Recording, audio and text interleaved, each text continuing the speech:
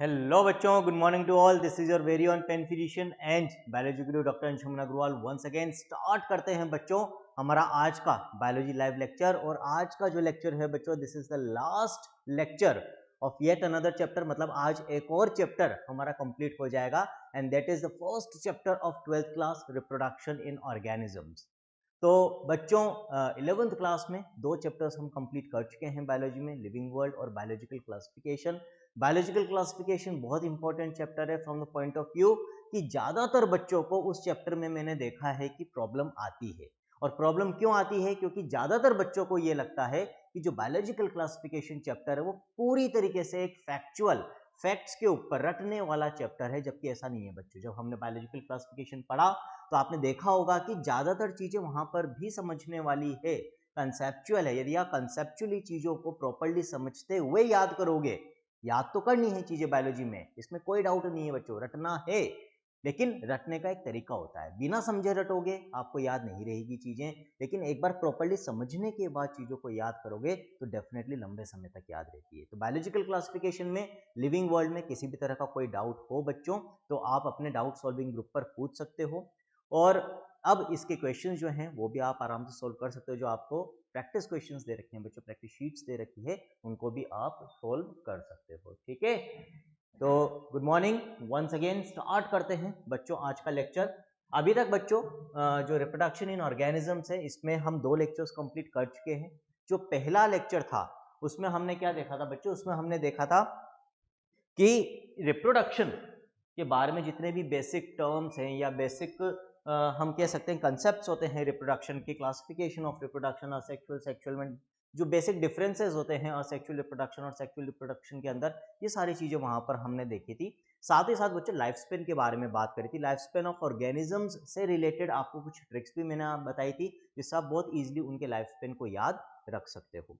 Second lecture में बच्चों फिर हमने क्लासिफिकेशन करके आगे बढ़े थे हम रिप्रोडक्शन की, असेक्सुअल, सेक्सुअल में। और असेक्सुअल रिप्रोडक्शन को डिटेल में देखा था कि भाई डिफरेंट ऑर्गेनिजम्स में असेक्सुअल रिप्रोडक्शन को लेकर कौन कौन से मेथड्स होते हैं। आगे बात समझ में। अब जो बच्चों आज का लास्ट लेक्चर है, इस लेक्चर में हमें क्या देखना है? The last part of this chapter that is sexual reproduction. Sexual reproduction के बारे में डिटेल में देखेंगे। जो सेक्सुअल रिप्रोडक्शन का प्रोसेस है बच्चों, उसको हम 3 इवेंट्स में डिवाइड कर सकते हैं। क्यों? क्योंकि यहाँ पर गेमीट्स का फॉर्मेशन होता है, फिर फ्यूजन होता है बच्चों जिससे जाइगोट बनता है, और फिर जाइगोट का फर्दर डेवलपमेंट होता है। तो ये जो मैंने अभी 3 प्रोसेसेस बोले हैं, पहला क्या है? Formation of gametes. ये हम कह सकते हैं फर्स्ट स्टेज होती है रिप्रोडक्शन की, जो हम 3 फेजेस बोल रहे हैं उनमें से, जिनको हम कहते हैं प्री फर्टिलाइजेशन इवेंट्स बच्चों, फर्टिलाइजेशन होने के पहले के इवेंट्स, जिसमें मेनली दो चीजें आती है। एक तो गेमीट्स का बनना, क्योंकि जब तक गेमीट्स बनेंगे नहीं तो फ्यूज कैसे होंगे? ठीक है, तो फर्स्ट फॉर्मेशन ऑफ गेमीट्स जिसको हम गेमिटोजेनेसिस कहते हैं, और फिर गेमीट्स का ट्रांसफर बच्चों, क्योंकि जब तक दोनों गेमीट, मेल और फीमेल गेमीट एक दूसरे के पास नहीं पहुंचेंगे तब तक फ्यूजन पॉसिबल नहीं है। तो या तो कोई एक चलकर दूसरे के पास जाए, या दोनों एक दूसरे के पास चलकर आए, या किसी न किसी तरीके से दोनों एक दूसरे से फ्यूज हो, तभी फ्यूजन फर्टिलाइजेशन होकर जाइगोट बनेगा बच्चों। तो ट्रांसफर ऑफ गेमीट्स ये होते हैं प्री फर्टिलाइजेशन इवेंट्स। फिर बच्चों फर्टिलाइजेशन का इवेंट आता है जिसमें दोनों फ्यूज हो रहे हैं, जिससे एक जाइगोट बनेगा। डिप्लॉयड जाइगोट बच्चों यूनिवर्सल है पूरे लिविंग वर्ल्ड में। यदि कहीं पर भी सेक्सुअल रिप्रोडक्शन हो रहा है और दो गेमीट्स फ्यूज हो रहे हैं तो ध्यान रखना, एक बार तो डिप्लॉयड जाइगोट बनेगा ही बनेगा, है ना, यदि फ्यूजन ऑफ गेमीट्स है तो। गेमीट्स हमेशा हैप्लॉइड इन नेचर होंगे, that is also universal without any exception. Gamete कभी डिप्लॉइड नहीं हो सकता बच्चों। और जाइगोट हमेशा डिप्लॉइड होगा, ये भी यूनिवर्सल है विदाउट एनी एक्सेप्शन। कभी भी जाइगोट, जब हम जाइगोट वर्ड यूज कर रहे हैं तो फ्यूजन ऑफ गेमीट्स के बाद का जो स्ट्रक्चर उसके लिए यूज करेंगे, और वो भी हमेशा डिप्लॉइड होगा बच्चों। और तीसरा जो फेज होगा that is post fertilisation events. Post means बाद में, फर्टिलाइजेशन के बाद के जो इवेंट्स है बच्चों वो पोस्ट फर्टिलाइजेशन इवेंट्स में आते हैं, जिसमें मेनली क्या होता है? जाइगोट का डेवलपमेंट। जो फ्यूजन ऑफ गेमीट्स जाइगोट बना है वो फर्दर डेवलप करेगा in the form of embryo. और ये जो एम्ब्रियो का डेवलपमेंट होता है बच्चों, इसको हम कहते हैं एम्ब्रियोनिक डेवलपमेंट या एम्ब्रियोजेनेसिस। ठीक है, तो ये आज के लेक्चर की एक पूरी आउटलाइन मैंने आपको बता दी है। हर लेक्चर के बारे में और हर चैप्टर के बारे में मैंने आपको पहले भी बोला था, आपको पता होना चाहिए कि किस सीक्वेंस में हमें उसे पढ़ना है और उसमें क्या क्या टॉपिक सब टॉपिक्स हैं। इनफैक्ट आपके जो नोट्स हैं बच्चों, उसमें एक एक्स्ट्रा पेज आप शुरुआत में ऐड कर लिया करो, खाली पेज। जब चैप्टर खत्म हो जाए तो वहां पर एक पूरा प्रॉपर सीक्वेंस में टॉपिक सब टॉपिक्स नोट कर लिया करो उस चैप्टर के, ताकि जब आप 2-3 बार अच्छे से रिवीजन कर लो उस चैप्टर का, तो उसके बाद फिर आपको अंदर के नोट्स खोलने की जरूरत नहीं पड़नी चाहिए। जब भी क्विक रिवीजन करना हो, मान लो कोई टेस्ट, उसके जस्ट पहले क्विक रिवीजन करना है, तो वो जो फर्स्ट पेज होगा ना आपका, जिसमें आपने सारे टॉपिक सब टॉपिक लिख रखे हैं उस चैप्टर के एक सीक्वेंस में, बहुत काम आएगा बच्चों। वहां से देखकर बस फिर आपको फटाफट फटाफट रिवाइज करना रहता है कि हाँ फर्स्ट टॉपिक में ये पॉइंट्स थे, सेकंड टॉपिक में ये पॉइंट्स थे, बस ऐसे रिवीजन चलता है। 10 से 15 मिनट में पूरा चैप्टर आपके दिमाग में बिना रजिस्टर खोलने रिवाइज हो जाता है बच्चों। और फिर जब आपको सीक्वेंस याद हो जाएगी, वो टॉपिक सब टॉपिक, तो फिर तो आप चलते फिरते कहीं पर भी रिवीजन कर सकते हो, फिर तो आपको उस पेज की भी रिक्वायरमेंट नहीं होती। और यही तरीका है बच्चों सिलेक्शन का, एक ग्रेजुअल प्रोसेस है, रोजाना की मेहनत है। जब पूरे 365 दिन, और जो बच्चे 11th में जब पूरे 2 साल मेहनत करेंगे consistently, without any leave, without any छुट्टी, विदाउट एनी मक्कारी, विदाउट एनी आलस, है ना, तब जाकर सिलेक्शन होता है बच्चों। तो आई होप प्रॉपरली सुनाई दे रहा है बच्चों आपको सारी चीज़ें, और प्रॉपरली विजिबल है एवरीथिंग। कोई भी दिक्कत हो तो आप चैट बॉक्स में मेंशन कर सकते हो बच्चों, है ना। आपको पता है अब ऑलरेडी ऐप के इंटरफेस पर ही आप सारे लेक्चर्स देखते हैं, और वहाँ पर हमने चैट बॉक्स को इनकॉर्पोरेट कर दिया है। वैसे एक चीज़ जो मैं देख रहा हूँ, बच्चे मानते नहीं हैं। कुछ ही बच्चे हैं, 2-4 बच्चे हैं जो लाइव क्लासेस को सीरियसली लेते हैं, डिफरेंट बैचेस के, यदि मैं मिलाकर बोलूँ तो। बाकी मेजॉरिटी ऑफ द स्टूडेंट्स ये है कि सुबह सुबह सोने को ही प्रेफर करते हैं। बेटा सोओगे तो फिर दिन जिंदगी भर सोते ही रह जाओगे, ठीक है। तो जो कर रहे हैं उनको डेफिनेटली फायदा मिलेगा, and hats off to them, भाई करते रहो। आपको तो डॉक्टर बनना है, दूसरों को नहीं बनना, तो क्या हुआ, ठीक है।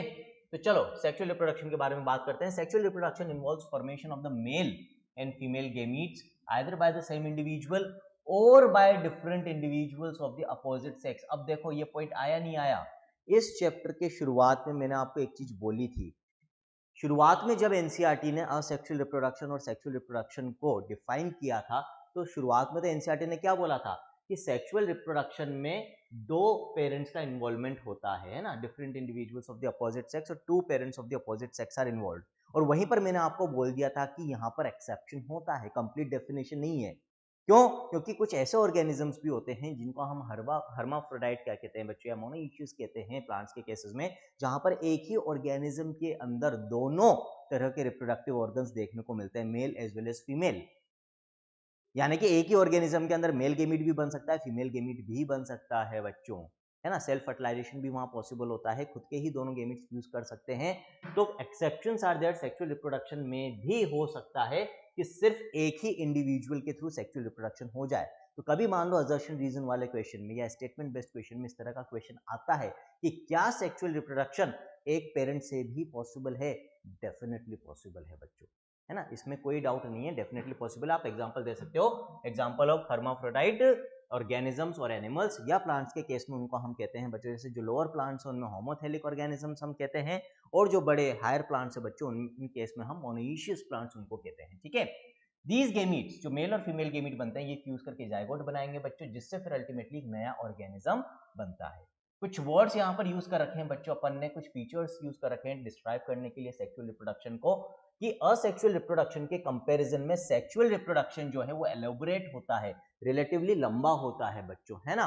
फिर रिलेटिवली कॉम्प्लेक्स होता है, असेक्सुअल रिप्रोडक्शन रिलेटिवली सिंपल होता है, और स्लो भी है, समय लगता है सेक्सुअल रिप्रोडक्शन के थ्रू जो प्रोजेनी ऑफस्प्रिंग को प्रोड्यूस होने में। ह्यूमंस के केस में 9 मंथ्स का समय लगता है बच्चों, जबकि जो असेक्सुअल रिप्रोडक्शन के तरीके होते हैं, मेथड्स होते हैं, जैसे हमने पढ़ा था बच्चों फ्यूजन, चाहे बाइनरी फ्यूजन हो चाहे मल्टीपल फ्यूजन हो, वहां पर कुछ मिनटों में और कुछ घंटों में ही बिलियंस ऑफ ऑर्गेनिजम्स प्रोड्यूस हो सकते हैं। For example in case of prokaryotes like bacteria, तो वो बहुत फास्ट होता है। वो एक एडवांटेज भी है और डिसएडवांटेज भी है सेक्सुअल रिप्रोडक्शन का। फास्ट होना सेक्सुअल रिप्रोडक्शन के लिए एडवांटेज कैसे हुआ कि भाई कम समय में बहुत सारी प्रोजेनी प्रोड्यूस हो रही है, बहुत सारी ऑफस्प्रिंग प्रोड्यूस हो रही है। लेकिन डिसएडवांटेज कैसे हुआ, यदि एक ही पर्टिकुलर एरिया में बहुत सारे ऑर्गेनिजम्स प्रोड्यूस हो जाएंगे, तो एक समय के बाद क्या होगा, आपस में कंपटीशन होगा फॉर रिसोर्सेज, खाने के लिए, पानी के लिए, रहने के लिए। आई नहीं आई बात समझ में। तो दोनों चीजें हैं, यदि फास्ट है रिप्रोडक्टिव प्रोसेस जैसा कि असेक्सुअल रिप्रोडक्शन में देखने को मिलता है, that can be an advantage as well as disadvantage बच्चों, ठीक है। Now because of the fusion of male and female gametes, sexual reproduction results in offspring that are not identical to the parents और amongst themselves. शुरुआत में बहुत अच्छे से मैंने इसका डिस्कशन कर लिया था बच्चों कि असेक्सुअल रिप्रोडक्शन में जो प्रोजेनी ऑफस्प्रिंग प्रोड्यूस होगी बच्चों, that will be a xerox copy of the parent individual, वहां पर हमने क्लोन और रैमेट वर्ड को डिफाइन किया था, है ना। असेक्सुअल रिप्रोडक्शन से बनने वाली प्रोजेनी आपस में भी आइडेंटिकल होती है और पेरेंट्स के भी आइडेंटिकल होती है। ये जो group of genetically and morphologically, genetic level पर भी आइडेंटिकल है, तभी तो मॉर्फोलॉजिकल फीचर्स के लेवल पर आइडेंटिकल हैं। This genetically and morphologically identical group of individuals को हमने बोला था क्लोन, और इस क्लोन का यानी कि ग्रुप ऑफ आइडेंटिकल इंडिविजुअल्स का हर मेंबर क्या कहलाता है, हर इंडिविजुअल क्या कहलाता है बच्चों, रेमेट कहलाता है। आई थिंक याद आ गई होगी चीजें। और सेक्सुअल रिप्रोडक्शन में क्योंकि गैमीट्स का फॉर्मेशन हो रहा है कैसे, मियोसिस के प्रोसेस के थ्रू।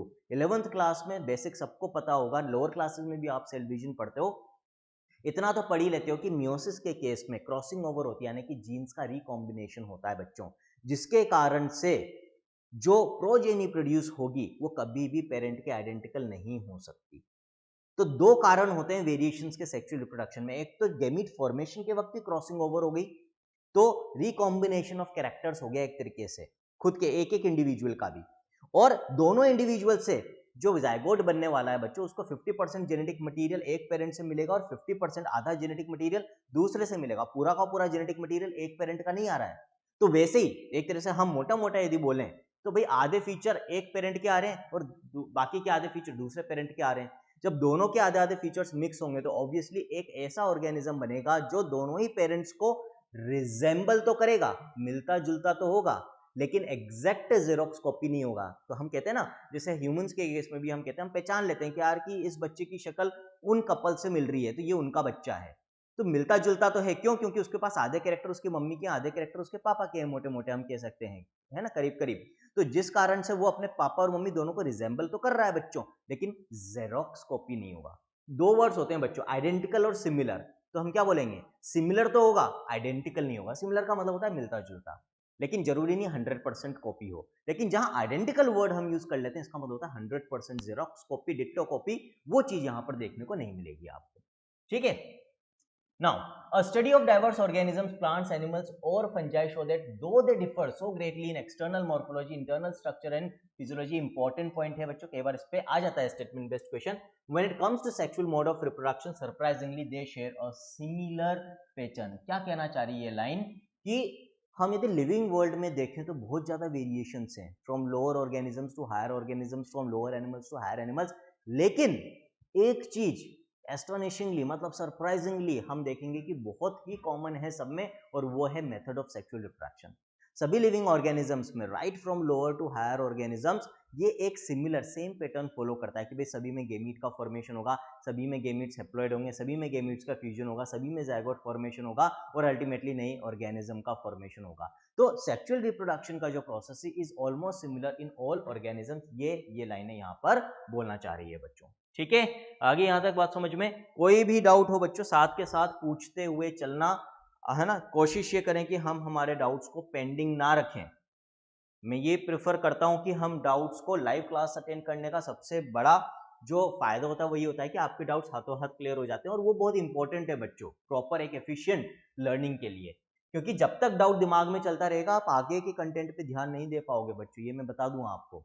जब तक हमारे मान लो पढ़ते पढ़ते किसी एक लाइन में डाउट आया, वो चलता रहता है, तो फिर हमारा ध्यान बार बार उसी डाउट के ऊपर जाता है और हम आगे क्या सर पढ़ा रहे हैं उस पर फोकस नहीं कर पाते हैं। इनफैक्ट जब आप खुद अपनी पढ़ाई करते हो तब भी बार बार वो डाउट दिमाग में आता है और आप 100% कंसंट्रेशन के साथ अपनी पढ़ाई नहीं कर पाते हो। तो कोशिश करें डाउट्स को साथ के साथ रिजॉल्व करते हुए चलें। All organisms have to reach a certain stage of growth and maturity in their life before they can reproduce sexually.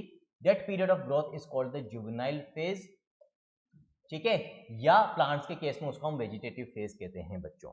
तो 3 फेजेस ये आते ही आते हैं बच्चों सभी की लाइफ में। पहला फेज जिसको हम हिंदी में बचपन कह सकते हैं, लेमन लैंग्वेज में आम भाषा में बचपन कह सकते हैं, that is the juvenile phase.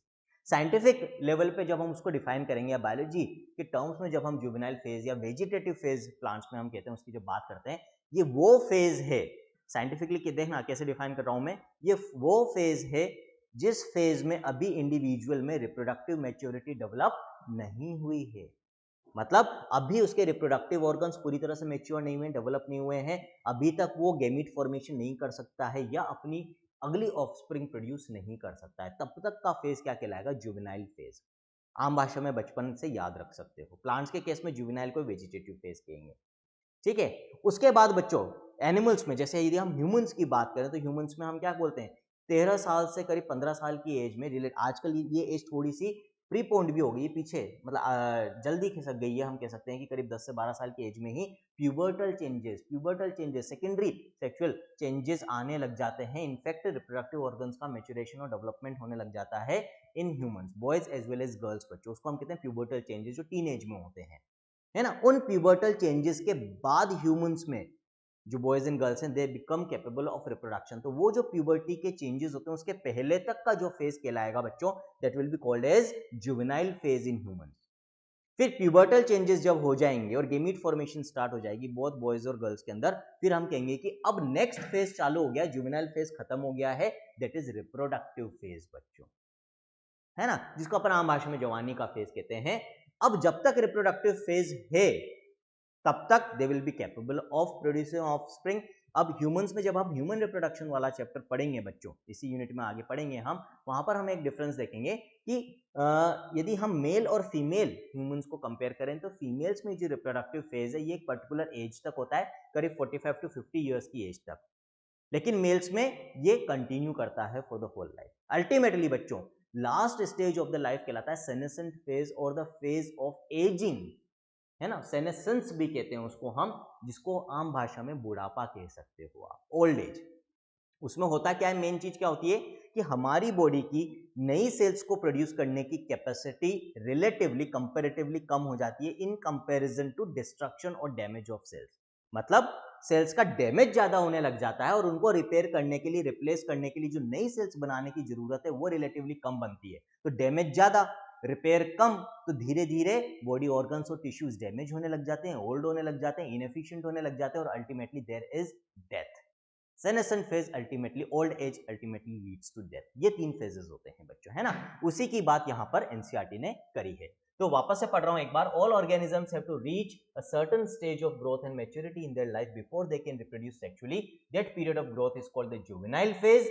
Generally animals में वर्ड यूज होता है, प्लांट्स के केस में वेजिटेटिव फेज कहते हैं। This phase of variable is of variable duration in different organisms में अलग अलग ड्यूरेशन का होता है। The end of juvenile और वेजिटेटिव फेज, जब जुवेनाइल या वेजिटेटिव फेज खत्म हो जाता है तो किसकी शुरुआत होती है बच्चों, रिप्रोडक्टिव फेज की होती है। यदि हम एंजियोस्पर्म्स, हायर प्लांट्स होते हैं बच्चों, जो फ्लावरिंग प्लांट्स होते हैं, उनमें आपको कैसे पता चलेगा कि जुवेनाइल फेज खत्म हो गया, रिप्रोडक्टिव फेज चालू हो गया है, with the help of flower. आप फ्लावर, यदि फ्लावरिंग चालू हो गई है, फ्लावर बनना स्टार्ट हो गए किसी प्लांट के अंदर, तो इसका मतलब अब उसमें रिप्रोडक्टिव फेज चालू हो गया। क्योंकि बच्चों असेक्सुअल रिप्रोडक्शन में एक चीज मैंने आपको बताई थी, जो फ्लावरिंग प्लांट्स होते हैं उनमें flower is the reproductive part कहलाता है, ऑर्गन कहलाता है, और जो रिमेनिंग पार्ट्स और ऑर्गन्स होते हैं, लीव्स, स्टेम, रूट, उनको वेजिटेटिव पार्ट्स कहते हैं और वो असेक्सुअल रिप्रोडक्शन यानी कि वेजिटेटिव प्रोपेगेशन में पार्टिसिपेट करते हैं। ये डिस्कशन ऑलरेडी हमारा हो चुका है, यदि आपने ध्यान से लेक्चर देखा होगा, रिवाइज किया होगा तो बच्चों नोट्स में भी ये सारी चीजें हैं, है ना। तो यदि फ्लावरिंग प्लांट्स के अंदर फ्लावरिंग चालू होगी तो हम कहेंगे अब रिप्रोडक्टिव फेज स्टार्ट हो गया, क्योंकि सेक्सुअल रिप्रोडक्शन किसमें होता है बच्चों, फ्लावर के थ्रू होता है। नाउ एक क्वेश्चन यहां पर बच्चों एनसीईआरटी ने आपसे पूछ रखा है, इंपॉर्टेंट है, कई बार इस पे क्वेश्चन आ जाता है क्योंकि आंसर नहीं दे रखा एनसीईआरटी ने, तो क्वेश्चन पूछ के छोड़ दिया, ऐसे कई जगह पर करती है एनसीईआरटी। तो वो जो क्वेश्चंस हैं जहां से हमें लगता है कि आ सकता है, नीट के अंदर क्वेश्चन बन सकता है, उनके आंसर्स बच्चों हमें पता होने चाहिए। तो in some plants where flowering occurs more than once, what would you call the inter flowering period, juvenile और मैच्योर, है ना। अब ये ट्रिकी क्वेश्चन हो गया। मान लो कोई प्लांट है जिसमें साल में 2 बार फ्लावरिंग होती है, 2 ही बार होती, कंटिन्यूअस फ्लावरिंग नहीं होती है बच्चों, हर 6 महीने में एक बार फ्लावरिंग हो रही है।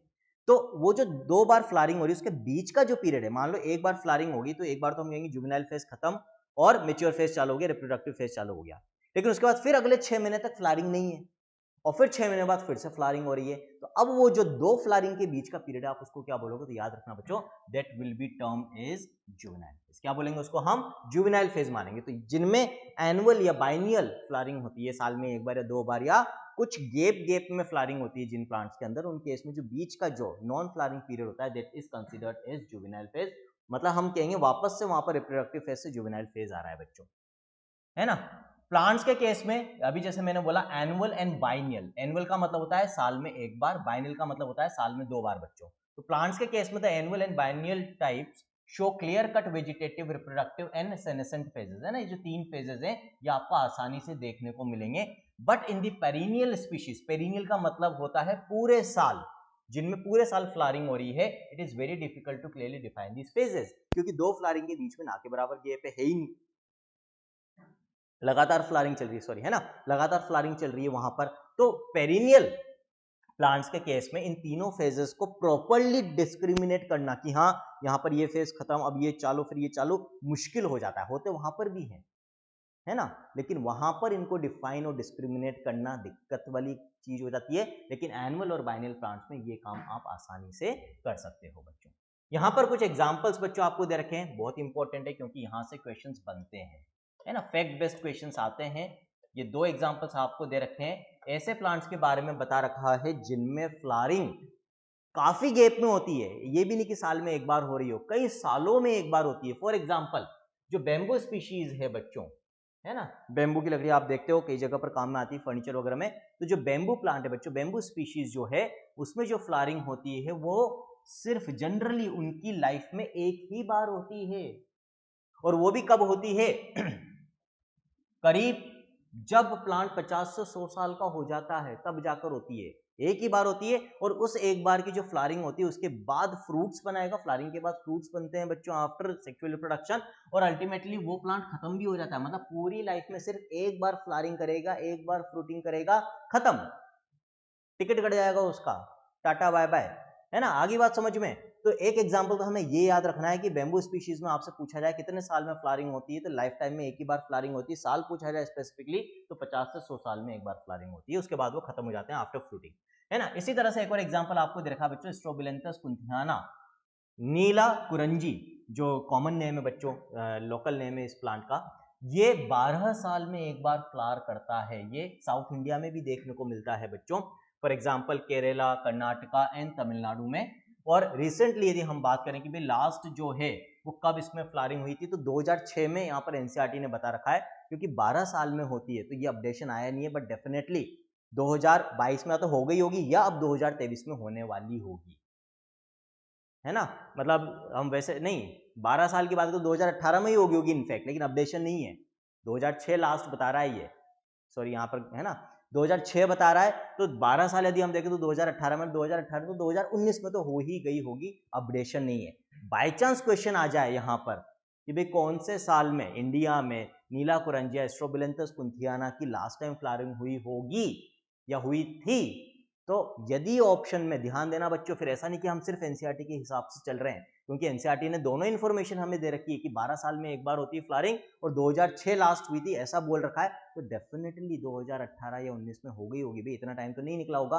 तो यदि ऑप्शन में 2018 2019 इनमें से कोई ऑप्शन है, you have to go with that, याद रखना, यहाँ गलती नहीं होनी चाहिए, दिमाग लगाना, प्रेजेंस ऑफ माइंड यूज करना बच्चों, लकीर के फकीर नहीं बनना कि एनसीईआरटी में 2006 हाँ हो सकता है 2018-19 हो ही नहीं ऑप्शन में, और क्वेश्चन एनसीईआरटी के हिसाब से ही क्वेश्चन और ऑप्शंस बनाए गए हो, तो फिर 2006 जाएगा बच्चों वहां पर, है ना। तो its mass flowering transform large tracts of hilly areas in Kerala Karnataka Tamil Nadu into blue stretches, नीले कलर के फ्लावर्स आते हैं बच्चों, तो पूरा जो पहाड़ियां हैं जहां पर ये उगता है पूरी ब्लू दिखती है जिस समय, क्योंकि एक साथ फ्लावरिंग होती है सारे के सारे प्लांट्स में, और इसकी वजह से टूरिस्ट अट्रैक्शन भी ये बन जाता है। एनिमल्स की यदि हम बात करें बच्चों, तो juvenile phase is followed by morphological and physiological changes prior to active reproductive behaviour, जैसा मैंने आपको बताया था प्यूबर्टल चेंजेस जो होते हैं हमारे अंदर, ह्यूमंस के अंदर, करीब जो एडोलेसेंट पीरियड होता है उसके दौरान करीब 13 से 15 साल की एज के बीच में बच्चों, उनमें क्या हो रहा है, एक्सटर्नल चेंजेस भी होते हैं, सेकेंडरी सेक्सुअल कैरेक्टर्स का डेवलपमेंट होता है, फीमेल्स के अंदर मेमोरी ग्लैंड्स का डेवलपमेंट होता है बच्चों, मेल्स के अंदर बेयर्ड मुस्टेच का डेवलपमेंट होता है, आवाज भारी हो जाती है लड़कों के अंदर, लड़कियों की आवाज रिलेटिवली पतली हो जाती है। These various secondary sexual changes are seen, morphological changes में आ जाएंगे, साथ ही साथ फंक्शनल चेंजेस भी देखने को मिलते हैं, बहुत सारे हार्मोनल चेंजेस होते हैं बॉडी के अंदर, गैमीट फॉर्मेशन स्टार्ट हो जाता है, रिप्रोडक्टिव ऑर्गन्स के अंदर चेंजेस होते हैं बच्चों। तो बहुत मॉर्फोलॉजिकल एंड फिजियोलॉजिकल, फिजियोलॉजिकल का मतलब होता है functional changes are seen inside the body, कब, जब प्यूबर्टल चेंजेस आते हैं, यानी कि जुवेनाइल फेज से रिप्रोडक्टिव फेज में ट्रांजिशन हो रहा है, चेंज हो रहा है बच्चों। फिर रिप्रोडक्टिव फेज चालू होगा, तो reproductive phase is also of variable duration in different organisms में अलग अलग ड्यूरेशन का होता है बच्चों। Birds living in nature lay eggs only seasonally, जो बर्ड्स होते हैं बच्चों जनरली पर्टिकुलर सीजन में एग्स ले करते हैं, लेकिन वो बर्ड्स, हाउएवर बर्ड्स इन कैप्टिविटी, कैप्टिविटी का मतलब क्या होता है, जिनको हमने हमारी केयर में, हम कह सकते हैं कैद करके रखा हुआ है। कैप्टिव वर्ड का मतलब कैदी होता है, कैप्टिविटी का मतलब होता है कैद। तो जो हमारी कैद में, पोल्ट्री फार्म्स में उनको हम कैद करके रखते हैं, पर्टिकुलर है ना, लिटरल मीनिंग ये होता है बच्चों कैप्टिविटी का। तो एज इन पोल्ट्री फार्म्स, तो वहां पर आप देखेंगे जैसे मुर्गी पालन होता है। मुर्गी पालन दो चीजों के लिए होता है, एक तो मीट के लिए और दूसरा एग्स के लिए बच्चों।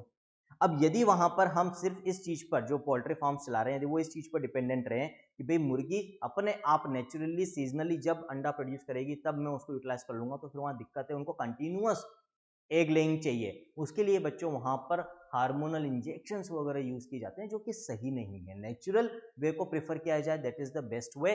तो लेकिन क्योंकि प्रोडक्शन ज्यादा चाहिए होता है, तो वहां पर आर्टिफिशियल मेथड्स यूज किए जाते हैं, हार्मोन्स के इंजेक्शंस वगैरह यूज किए जाते हैं, जिसके कारण से they can be made to lay eggs throughout the year, है ना। तो ये यहाँ पर एनसीईआरटी ने बोला है कि नेचुरली यदि हम बात करें तो बर्ड्स पर्टिकुलर सीजन्स में ये जनरली एग्स ले करते हैं, लेकिन those in captivity like in poultry farms are can be made या are made to lay eggs continuously with the help of some drugs we can say, medicines we can say, or injections of hormones we can say. In this case laying eggs is not related to reproduction but is a commercial exploitation. तो ये जो poultry farms के case में हम फिर वो जो लगातार एग लेइंग हो रही है उसको एक proper natural process of reproduction नहीं मानेंगे, उसको हम क्या बोलेंगे कि वो तो कमर्शियल फायदे के लिए शोषण, एक्सप्लॉयटेशन, नुकसान पहुंचाया जा रहा है या गलत फायदा उठाया जा रहा है इन ऑर्गेनिजम्स का बच्चों, है ना। आई थिंक यहां तक सब कुछ क्लियर है। अनीसा यदि कोई भी डाउट हो बेटा आप मेंशन कर सकते हो चैट के अंदर, यदि चीजें क्लियर है then please write down clear till now, है ना। क्लियर है तो क्लियर लिख दो बेटा एक बार। The females of placental mammals exhibit cyclical changes in the activities of ovaries and accessory ducts as well as hormones during the reproductive phase. अब placental mammals की यदि हम बात कर रहे हैं, यहाँ पर कुल मिलाकर किसकी बात कर रहे हैं, एक तरह से मेमल्स की बात कर रहे हैं बच्चों। जब हम एनिमल किंगडम पढ़ेंगे तो एनिमल किंगडम में बच्चों हम जो क्लास मेमेलिया है जिसको हम भी बिलोंग करते हैं उसको 3 ग्रुप्स में डिवाइड करते हैं, है ना। एग लेइंग मेमल्स होते हैं बच्चों, मार्सुपियल्स, पाउच्ड मेमल्स होते हैं जिसमें कंगारू आता है, और फिर ट्रू प्लेसेंटल मेमल्स होते हैं जिसमें जब यंग वन का डेवलपमेंट, एम्ब्रो का डेवलपमेंट हो रहा होता है तो वो मदर की बॉडी से या ब्लड से कम्युनिकेशन रखता है, with the help of uterus से कम्युनिकेशन रखता है, with the help of a structure called as placenta and umbilical cord. इन स्ट्रक्चर्स की मदद से कम्युनिकेशन होता है बच्चों। उसको मदर के ब्लड से सारा न्यूट्रिशन मिलता है, ऑक्सीजन मिलता है, जितना भी वेस्ट मटेरियल कार्बन डाइऑक्साइड है वो मदर के ब्लड में भेज दिया जाता है इस कनेक्शन के थ्रू, है ना। तो एग लेइंग मेमल्स को यदि हम छोड़ दें तो जो प्लेसेंटल मेमल्स हैं जिनमें ये प्लेसेंटल कनेक्शन डेवलप होता है between the young one and the parent, हम कह सकते हैं मदर, हम कह सकते हैं बच्चों, तो वहां पर ध्यान रखना ये जो हम बात कर रहे हैं ये एग लेइंग मेमल्स की बात नहीं कर रहे, मेमल्स में भी कुछ एक्सेप्शंस हैं। वैसे हम मेमल्स में क्या रिलेट करते हैं, मेमल्स की जनरली जैसे 9th क्लास में जब आप एनिमल किंगडम पढ़ते हो तो बहुत ज्यादा डिफरेंसेस है, डिटेलिंग वहां नहीं आती है, तो वहां तो मेमल्स को आप ऐसे रिलेट करते हो कि भाई मेमल्स जो है वो विविपेरस होते हैं, directly they give birth to young ones, but there are some exceptions. कुछ ऐसे मेमल्स भी हैं जो एग्स ले करते हैं, है ना, जैसे एंट ईटर वगैरह उसके अंदर आते हैं बच्चों, तो उनको यदि हम छोड़ दें वो यहां पर इस पॉइंट में इंक्लूड नहीं होंगे। एग लेइंग मेमल्स को छोड़ के जो बाकी के मेमल्स होते हैं बच्चों, उनके अंदर जो फीमेल्स होती हैं, ध्यान रखना फीमेल मेंबर्स जो होती हैं उनमें क्या होगा, आपको in the reproductive phase, juvenile phase में नहीं, रिप्रोडक्टिव फेज में ओवरी के अंदर, ओवरी से रिलेटेड जो डक्ट्स होती है उनको हम एसेसरी डक्ट्स कहते हैं बच्चों। ओवरीज के अंदर, एसेसरी डक्ट्स के अंदर, यूट्रस के अंदर कुछ साइक्लिकल चेंजेस देखने को मिलते हैं। फॉर एग्जांपल ह्यूमन फीमेल्स में मेंस्ट्रुअल साइकिल, है ना, हर month there is menstrual bleeding, उसके बाद फिर ओवुलेशन होता है और फिर अगले महीने फिर से मेंस्ट्रुअल ब्लीडिंग, तो एक साइकिल चलती है from menstrual bleeding to menstrual bleeding जो करीब 1 महीने की होती है। ये जो मेंस्ट्रुअल ब्लीडिंग हो रही है किसके कारण हो रही है, दो जगह चेंजेस होते हैं रिप्रोडक्टिव ऑर्गन्स में, एक ओवरीज में चेंज हो रहा है, एक यूट्रस के अंदर चेंज हो रहा है, जिसके कारण से ये मेंस्ट्रुअल ब्लीडिंग और मेंस्ट्रुअल साइकिल चलती है साइक्लिकल पैटर्न में। साइक्लिकल पैटर्न का मतलब क्या होता है, ऐसी चीज जहां से हमने चालू करी घूमकर वापस वहीं आ जाए फिर वो चालू हो तो मेंस्ट्रुअल साइकिल में सेम इवेंट्स बार बार रिपीट होते हैं हर महीने, तो उसको साइक्लिकल चेंज माना जाएगा, है ना। तो यहाँ पर एनसीईआरटी कह रही कि ये जो मेमल फीमेल्स होती है, प्लेसेंटल फीमेल मेमल्स, उनमें ओवरी और बाकी की जो रिप्रोडक्टिव ऑर्गन्स हैं, डक्ट्स हैं, उनमें चेंजेस देखने को मिलते हैं। कैसे, साइक्लिकल चेंजेस बच्चों, जिनको हम क्या कहते हैं, रिप्रोडक्टिव फेज की साइकिल्स कहते हैं। और ये चेंजेस हो क्यों रहे हैं, because of changes in the hormones बच्चों। अब ये जितने भी प्लेसेंटल फीमेल मेमल्स है, मेमल्स प्लेसेंटल मेमल्स की फीमेल्स है, इनको भी हम दो ग्रुप में डिवाइड कर सकते हैं बच्चों। कौन से दो ग्रुप? एक तो नॉन प्राइमेट मेमल्स और एक प्राइमेट फीमेल मेमल्स। हम प्राइमेट्स में आते हैं, तो प्राइमेट मेमल्स में तीन ग्रुप आप मेनली इंक्लूड करते हो, आप तीन ही याद रख लो, मंकीज, एप्स एंड ह्यूमंस। तो मंकीज, एप्स एंड ह्यूमंस में जो फीमेल्स है वो प्राइमेट फीमेल्स कहलाएगी बच्चों, और उनके अंदर जो रिप्रोडक्टिव साइकिल है, जो साइक्लिकल चेंजेस होते हैं, उनको हम क्या कहते हैं? मेंस्ट्रुअल साइकिल कहते हैं। यहां पर भी बच्चों मंकीज में एक एक्सेप्शन है, मंकीज प्राइमेट्स में आते हैं, लेकिन सारे मंकीज की फीमेल्स में मेंस्ट्रुअल साइकिल नहीं मिलती। किन में नहीं मिलती ये मैं आपको इवोल्यूशन में बताऊंगा, अभी पढ़ने की जरूरत नहीं है। अभी तो सिर्फ इतना याद रख लो, बाय चांस क्वेश्चन आ जाए कि क्या प्राइमेट फीमेल्स में मेंस्ट्रुअल साइकिल मिलती है? बिल्कुल मिलती है। क्या मंकीज के अंदर, मंकीज का इन जनरल पूछा जाए, स्पेसिफिकली नहीं पूछ रहा कि भाई मंकीज में कौन सी मिलेगी, सिर्फ आपको दो में चूज करना है, ईस्ट्रस या मेंस्ट्रुअल, आप क्या बोलोगे? मेंस्ट्रुअल मिलेगी, क्योंकि मेजोरिटी ऑफ मंकीज में वही मिलती है।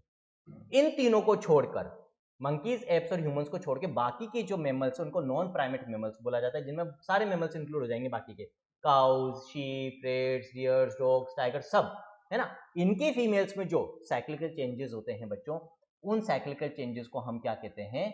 ईस्ट्रस साइकिल कहते हैं। तो दो तरह की रिप्रोडक्टिव साइकिल्स देखने को मिलेगी आपको मेमल्स की फीमेल्स के अंदर, है ना। दो ग्रुप में हमने डिवाइड कर दिया है, मंकीज, एप्स और ह्यूमंस प्राइमेट्स में आते हैं, उनकी फीमेल्स में मेंस्ट्रुअल साइकिल नाम दिया जाता है इन साइक्लिकल चेंजेस को, और बाकी में ईस्ट्रस साइकिल कहा जाता है। एप्स बेटा, एप्स में चिंपैंजी, ओरेंगुटेन, ये सारे जो मंकीज से ज्यादा डेवलप्ड है लेकिन हमसे कम डेवलप्ड है ना, वो सारे मेंबर्स आते हैं। इवोल्यूशन में पढ़ाऊंगा कि एप्स में कौन कौन इंक्लूड होता है बच्चों, वहां पढ़ेंगे हम, है ना। गोरिल्ला इंक्लूड होता है, ओरेंगुटेन इंक्लूड होता है बच्चों, गिबन इंक्लूड होता है, चिंपैंजी इंक्लूड होता है। मेनली ये चार एग्जांपल्स जो है इनको मिलाकर क्या बोला जाता है? एप्स। क्लियर है अनीसा? आई थिंक, है ना ये पॉइंट। चलो आगे देखते हैं हम। Many mammals, especially those living in natural wild conditions, exhibit such cycles only during favorable seasons in their reproductive phase and are therefore called seasonal breeders। दो वर्ड यहां पर यूज हो रहे हैं, दोनों को मैं एक साथ कंपेयर करते हुए समझा देता हूं। और कंटिन्यूअस ब्रीडर्स बच्चों, तो यहां पर एनसीईआरटी क्या बोल रही है? अभी हमने साइकिल्स की तो बात कर ली, ईस्ट्रस साइकिल, मेंस्ट्रुअल साइकिल। अब होता क्या है, पहले हम ह्यूमंस की बात कर लेते हैं। ह्यूमंस के केस में ये साइकिल हर महीने देखने को मिल रही है, यानी कि हर महीने फीमेल ह्यूमंस के अंदर, इंसानों में जो फीमेल्स है उनमें हर महीने एग का फॉर्मेशन, यानी कि फीमेल गेमेट ओवम का फॉर्मेशन हो रहा है, यानी रिप्रोडक्शन की capacity is continuous. Sperm formation भी मेल्स में लगातार है और ओवम फॉर्मेशन में भी ओवम फॉर्मेशन भी फीमेल्स में कंटिन्यूअस है बच्चों।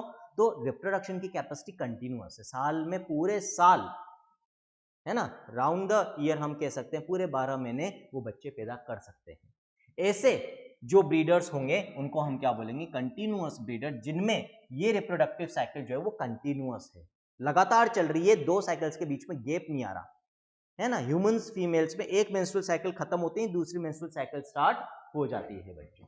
क्लियर है? लेकिन ज्यादातर वो मेमल्स जिनमें ईस्ट्रस साइकिल देखने को मिलती है, उनमें जनरली क्या देखने को मिलेगा? यदि आपकी घर में पेट डॉग हो या पेट कैट हो बच्चों, यदि आपने कुत्ते या बिल्ली पाल रखे, तो एक चीज आपने नोटिस करी होगी, पूरे साल ब्रीडिंग नहीं करते, उनका एक पर्टिकुलर ब्रीडिंग सीजन होता है।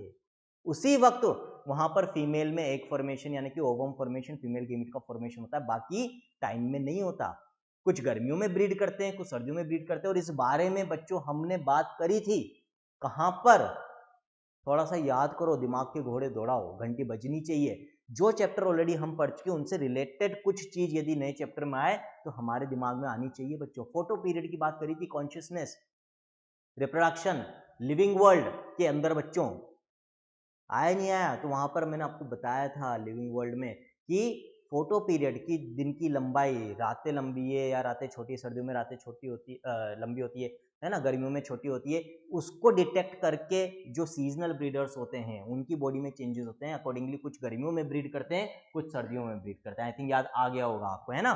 तो वो चीज यहाँ पर बता रखी है। तो जो कुछ पर्टिकुलर सीजन में ही जिनके अंदर साइकिल चलती है और गेमिट फॉर्मेशन होता है, ओवम फॉर्मेशन होता है, उनको सीजनल ब्रीडर्स कहते हैं बच्चों। The end of reproductive phase can be considered as one of the parameters of, है ना, जब रिप्रोडक्टिव फेज खत्म होता है तो हम कह सकते हैं कि ओल्ड एज, और ओल्ड एज को ही हम क्या कहते हैं, फेज ऑफ सेनेसेंस। सेनेसेंस की स्पेलिंग बच्चों ध्यान से देखना, याद होनी चाहिए आपको, या सेनेसेंट फेज कहा जाता है। देयर आर कॉन्कोमिटेंट, साथ में, कॉन्कोमिटेंट का मतलब होता है साइमल्टेनियस, एक साथ। There are concomitant changes in the body, बहुत सारे चेंजेस एक साथ होते हैं बॉडी के अंदर, लाइक स्लोइंग ऑफ मेटाबॉलिज्म हो गया, रिपेयर कम हो रही है ना, डैमेज ज्यादा हो रहा है, बहुत सारे चेंजेस होते हैं बच्चों during this last phase of life span, जिसकी वजह से अल्टीमेटली क्या होती है बच्चों, डेथ हो जाती है। तो old age ultimately leads to death, है ना। और ऐसे ये जो ओल्ड एज की बात, नेचुरली जो डेथ होती है इसको हम नेचुरल डेथ कहते हैं। और यही जो नेचुरल डेथ का क्राइटेरिया हम किस में यूज करते हैं बच्चों, इसको हम यूज करते हैं लाइफ स्पेन की डेफिनेशन में। ये पॉइंट भी हम पहले डिस्कस कर चुके हैं, है ना। तो आई थिंक सारी चीजें यहां तक क्लियर। देखो इंपॉर्टेंट है बच्चों, हर एक लाइन आप एक चीज देख रहे होंगे, फील भी कर रहे होंगे कि अभी जैसे मैं बात करूं, है ना, तो यहां से पढ़ना हमने स्टार्ट करा था बच्चों।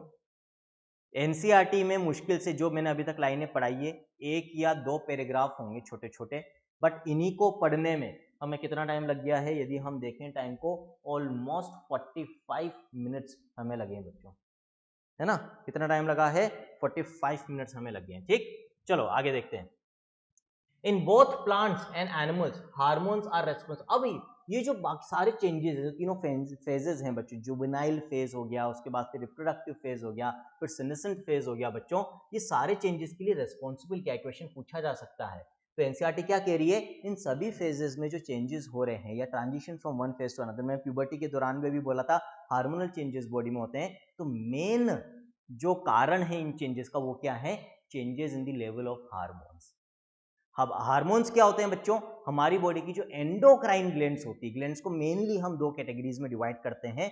जिन ग्लैंड्स में डक्ट्स नहीं होती उनको एंडोक्राइन कहते हैं, जिनमें होती है उनको एक्सोक्राइन कहते हैं, कुछ में दोनों चीजें होती है उनको हेटेरोक्राइन कहते हैं बच्चों। ये आएगा एंडोक्राइन सिस्टम, हम पढ़ेंगे बच्चों केमिकल कोऑर्डिनेशन एंड इंटीग्रेशन वाले में, है ना, तो केमिकल कंट्रोल एंड कोऑर्डिनेशन वाले चैप्टर में। तो वहां पर हम देखेंगे कि हमारी बॉडी के ज्यादातर फंक्शंस को रेगुलेट करने के लिए 2 सिस्टम्स रेस्पॉन्सिबल है, एक हमारा नर्वस सिस्टम और दूसरा हमारा एंडोक्राइन सिस्टम जो हार्मोन्स को रिलीज करता है। ये जो सारे फेजेस में चेंजेस हो रहे हैं, इनमें मेन जो कारण है वो हार्मोन्स है। हाँ, हार्मोन्स के अलावा जो दूसरे चेंजेस है, नर्वस सिस्टम वगैरह का रोल है वो तो होता ही है बेटा, लेकिन हाँ जो मेन कारण आपको बताना रहेगा वो हार्मोन्स है। ये जब हार्मोनल चेंजेस होते हैं और ये चेंजेस जब हमारे आसपास के एनवायरमेंटल फैक्टर्स और इंटरनल एनवायरमेंट के साथ इंटरेक्ट करते हैं बच्चों, तो उसकी वजह से अल्टीमेटली हमारी बॉडी में मॉर्फोलॉजिकल चेंजेस भी आते हैं, फिजियोलॉजिकल चेंजेस भी आते हैं, साइकोलॉजिकल चेंजेस भी आते हैं, सारे चेंजेस देखने को मिलेंगे आपको। आगे बात समझ में, तो ये लाइनें यहाँ पर यही बोलना चाह रही है, in both plants and animals hormones are responsible for the transitions between the 3 phases. Interaction between hormones and certain environmental factors regulate the reproductive processes and the associated behavioral expressions of organisms. Events in the sexual reproduction क्या क्या होंगे अब, है ना। ये तो अपन एक general बात कर ली, सारी चीजें आई थिंक जितने भी टर्म्स मैंने अभी तक बताया बेटा आपको समझ में आ गए होंगे। अब हम बात करेंगे जो मैंने शुरुआत में आज बात करी कि 3 इवेंट्स या 3 फेजेस में हम सेक्सुअल रिप्रोडक्शन के इवेंट्स को डिवाइड कर सकते हैं बच्चों। कौन कौन सा भी देखते हैं। आफ्टर अटेनमेंट ऑफ मैच्योरिटी, यानी कि जब रिप्रोडक्टिव फेज चालू हो जाता है, all sexually reproducing organisms exhibit events and processes that have remarkable fundamental similarity even though the structures associated with sexual reproduction are indeed very different. Again वही line जो शुरुआत में भी एनसीईआरटी ने बोली थी कि आप देखेंगे जितने भी ऑर्गेनिजम्स हैं उनमें चाहे रिप्रोडक्टिव स्ट्रक्चर्स डिफरेंट हों, काफी डिफरेंसेस देखने को मिलते हैं, फिर भी जो इवेंट्स ऑफ सेक्सुअल रिप्रोडक्शन है वो ऑलमोस्ट सेम है। वही प्री फर्टिलाइजेशन इवेंट्स होंगे, फिर फर्टिलाइजेशन होगा और फिर पोस्ट फर्टिलाइजेशन इवेंट्स होंगे बच्चों। The events of sexual reproduction दो एलोबरेट, जैसा शुरुआत में भी आया था, कॉम्प्लेक्स ये वर्ड भी आ गया था, they follow a regular sequence, लेकिन एक प्रॉपर सीक्वेंस समय में देखने को मिलेगी जो यहाँ पर मेंशन्ड है। Sexual reproduction is characterized by the fusion of the male and female gametes, the formation of zygote, and after formation of zygote there is development of zygote, जिसको हम कहते हैं embryogenesis बच्चों। ठीक है, क्या सीक्वेंस फॉलो करता है सेक्सुअल रिप्रोडक्शन, कौन कौन से इवेंट्स होते हैं, तो for convenience these sequential events may be grouped into 3 distinct stages, 3 अलग अलग 3 स्टेजेस में हम क्लासिफाई करते हैं या डिफरेंशिएट करते हैं बच्चों सेक्सुअल रिप्रोडक्शन के इवेंट्स को। पहला जो कलेक्शन ऑफ इवेंट्स है उसको हम कहते हैं प्री फर्टिलाइजेशन इवेंट, जिसमें क्या क्या चेंजेस होंगे, क्या क्या जो हमने बोला कलेक्शन ऑफ चेंजेस होंगे, इवेंट्स होंगे बच्चों। एक तो गेमीट फॉर्मेशन जिसको गेमेटोजेनेसिस कहते हैं, एंड ट्रांसफर ऑफ गेमीट्स। फिर फ्यूजन होगा जिसको फर्टिलाइजेशन कहेंगे, एंड आफ्टर फर्टिलाइजेशन बच्चों एम्ब्रियोजेनेसिस होता है, डेवलपमेंट ऑफ जाइगोट होता है, birth of the young one होता है, that is post fertilisation events. ठीक है, एक एक करके तीनों फेजेस की हम बात करेंगे बच्चों। यहाँ पर सबसे पहले हम बात करेंगे प्री फर्टिलाइजेशन इवेंट्स की। एक बार पानी पी लेता हूं और फिर हम आगे कंटिन्यू करते हैं।